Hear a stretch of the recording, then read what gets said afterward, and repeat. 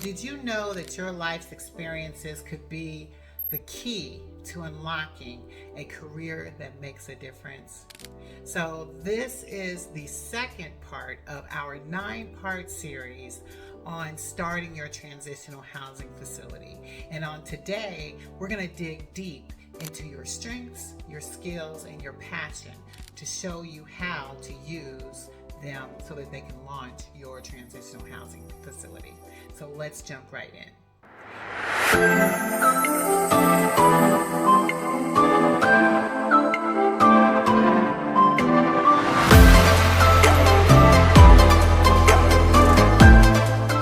Now, this first one here, as you look at your skills, because you actually are more valuable than you think, and you don't even know what skills you currently have. And I want you to spend some time developing this and understanding what it is that you bring to the table, especially as you look at leadership and problem solving. Like, many people think, oh, well, I don't have any leadership skills. I work as a cashier, or I don't have any leadership skills because I work in front of a computer all day long. But guess what? You do have skills, and you have a variety of skills. So it's our job to see what those skills are that you possess, because in order to get there, you need some leadership skills, because you won't be able to do a facility such as this without some type of leadership. So if you even think about it, you may have never had a job before. You might be sitting at home being a housewife, right? But you manage your house, don't you? There are things that you bring to the table that you don't even know that you have. So I want you just to think about what it is that you do.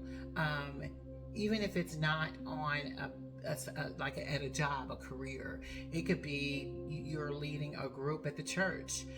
It could be that you are like I said, running your household. You do things out in the community. Like, there's a variety of different things that you do, but you need to think about what skills are necessary to run a transitional housing facility and start seeing where you line up. And that is a very good exercise for anyone to do, because it does require a lot of skills, and just flesh that out. Now, I don't know if you're comfortable with brainstorming. I'm a brainstorm fiend.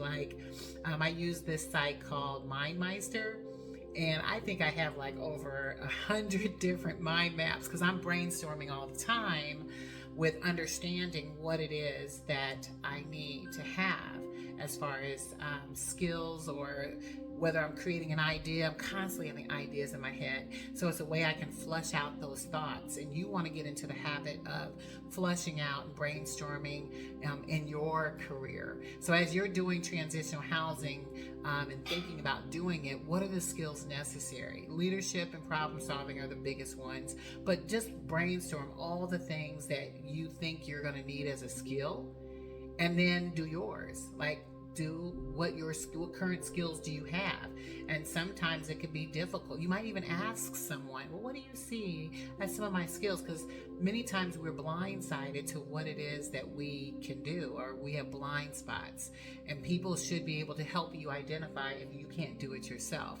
So if you're not comfortable talking about yourself or comfortable about doing this, go ahead and feel it and just do it, because you need to be able to assess where you are as it relates to these skills. So as you go through that and determining what skills you have as far as leadership and problem solving, you'll want to also look and see what skills you have around budgeting. And y'all can ignore my smartwatch. It's trying to tell me about a meeting, but I'll get right on it in just a minute. But in any case, you'll want to see what skills you have in budgeting.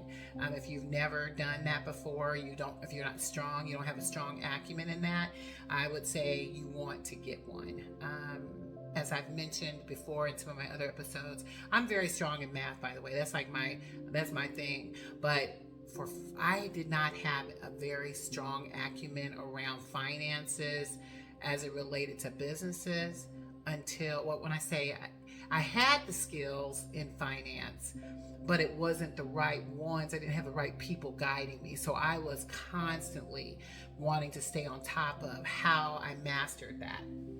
So as I think about my budgeting, though, I was really good. I'm really good at money, but just knowing what type of things to do. I had to rely on other people to help me, which is great.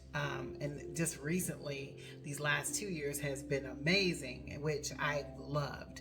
So if you want more information on like that type of budgeting stuff or related to finances, definitely shoot me some comments. I'd love to give you guys some connections.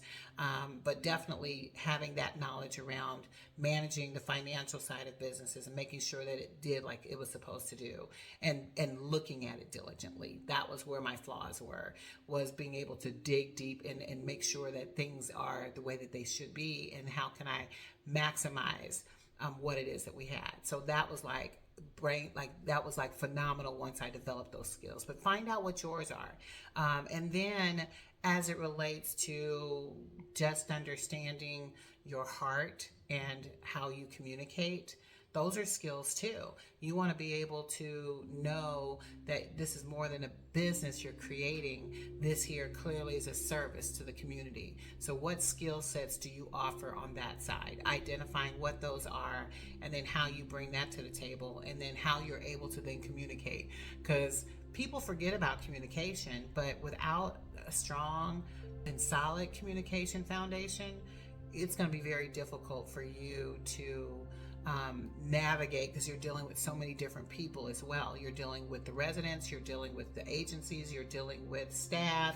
You have to learn how to be an effective communicator, not just someone who talks all the time, but someone who listens. Because as you listen to what the needs are, you'll be able to successfully build something solid that will be able to make your business grow.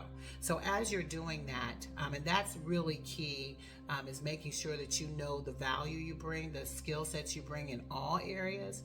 And then after you do that, you need to be able to basically match your passion with your niche. As you think about what you're passionate about, and your niche, I like to talk a little bit on both sides of this, because I've been doing this work for so long. Initially, my niche was one thing, but it grew over time, right? So I'm not per se niched out into one particular area, but you have to start somewhere. So you have to think first, where is it that I'm most passionate? And wherever you're most passionate, you can start there, but you don't want to just say, okay, I'm locked in, that's what I'm going to do. Because you have to make sure that the one niche that you create is also something that's needed where you are. You've heard me probably say before that you can get into something that's extremely saturated and it's hard to get in to be able to benefit. Like I can think of one right now, like veterans, like with this type of housing, veterans, there's no funding available for them in some areas. It just depends on how it's structured. Like I do know, like in rural Missouri, they allow for transitional housing in Missouri for veterans, but in the city they do not. In the city areas they do not, because they are looking for them to get into apartments. And there's so many people who are working with veterans. So if that's a hard for you, I would just dig really deep to understand, what does your area need? Because if your area doesn't need another person serving veterans, you might want to consider something else. But get into something that clearly will help you be successful the first time around. What I don't want to see happen is you get into something, still your passion, but you niche in something that you end up getting something and now you're vacant most of the time. You want to have a property that's full all the time. And that's the one thing that I can say about the programs we've ran and the niches we've served in. We're constantly evolving and constantly assessing what's going on in our community to say, is this going to be good?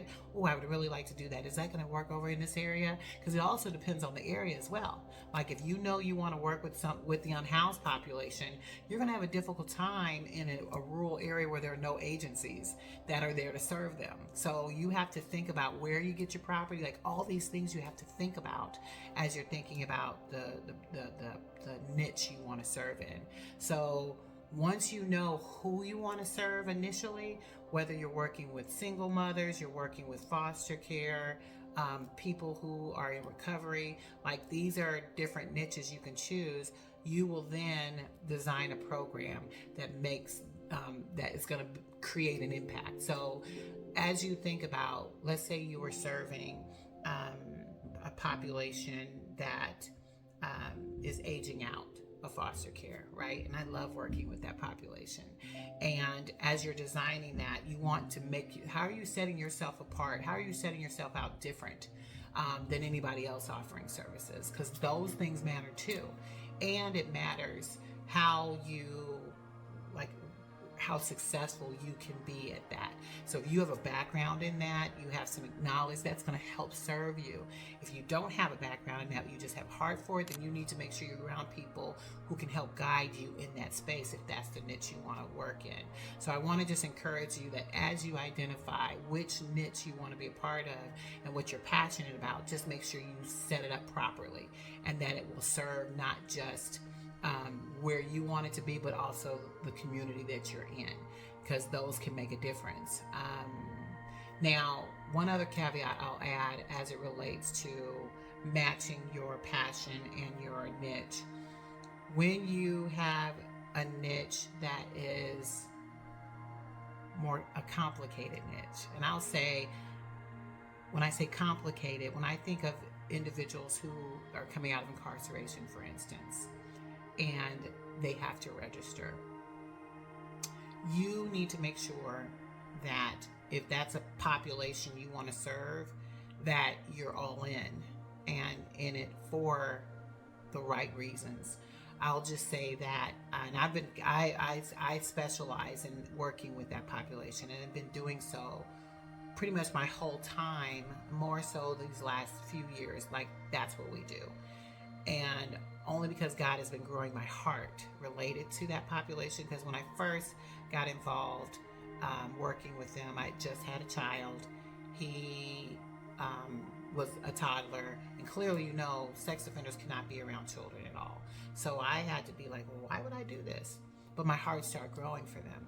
I saw what their plights were. I saw what they had to endure, and that is tough.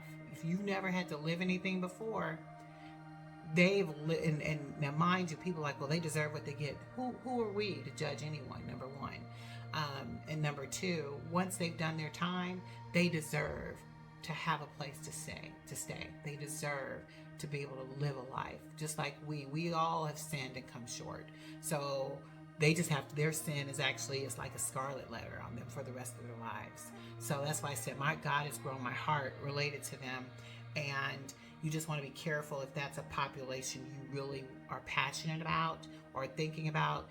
Definitely tap me if you're interested, because I would love to give you some guidance on that. And I'll probably do some episodes specifically around this particular population, because there's a lot that you need to consider there if you're interested. But I think I might just do that in a very small group, only because it's not for everyone. And I know I've been doing it for a very long time. Now, as you now have developed and you've taken the steps forward, you have now matched your niche, you must now get to the point where you are building confidence as a leader in this space. So really surrounding yourself, I say this, you must surround yourself with people who are like-minded, who want to move down this path with you in this journey, because it's not like happen overnight. You need to be listening and hearing it. But as you listen and hear what other people are talking about and doing, you can be more and more successful. So I want to encourage you to surround yourself with individuals who are like-minded in this space, who know how to do this work, and people who can mentor you well. You don't want just anybody, and you need to choose a mentor just like you would choose a spouse or a partner. Like, those are things you seriously want to jump into, because you can learn the wrong information or something that can skew you from where you really need to be. You really need to choose the right mentor, and then make sure that you are learning. Like, become a sponge. I love being a sponge. I'm around so many different people on a regular basis, and I'm learning from other people who, I keep up in my ante. Like, I'm here to learn. So as you are working and being around other people, get into reading and learning more about what you're wanting to get into, and take the time to understand it. Especially HUD. If you go to HUD's website and learning all of that language, I'm gonna just tell you, I'm still not an expert in it, and I've been doing this a long time, but I have a better understanding today. And being a part of my local COC, that's what you want to do as well, because you're going to learn a lot there. But just be careful what you learn. I just want to tell you that, because every community is different and every community operates differently. So I want to make sure I set you up for success when you go into your local COC. And I will, feel free to ask me some comments on that too, because I want to make sure you're doing the right thing for yourself, as well as, what you're ready for. Because it's a lot of work to be done at that level. But learning and exposing yourself and reading as much as you can is critical to your success. And then, of course, those tiny steps, making those tiny steps, moving you forward, that is going to get you to a place where you fully can operate and do the work that you need to do as you discover your unique value in transitional housing. So hopefully you enjoyed this part of our 9-part series on starting a transitional housing facility. I'm going to take you through this so that you can be successful. So I'm excited about you staying tuned for the next part.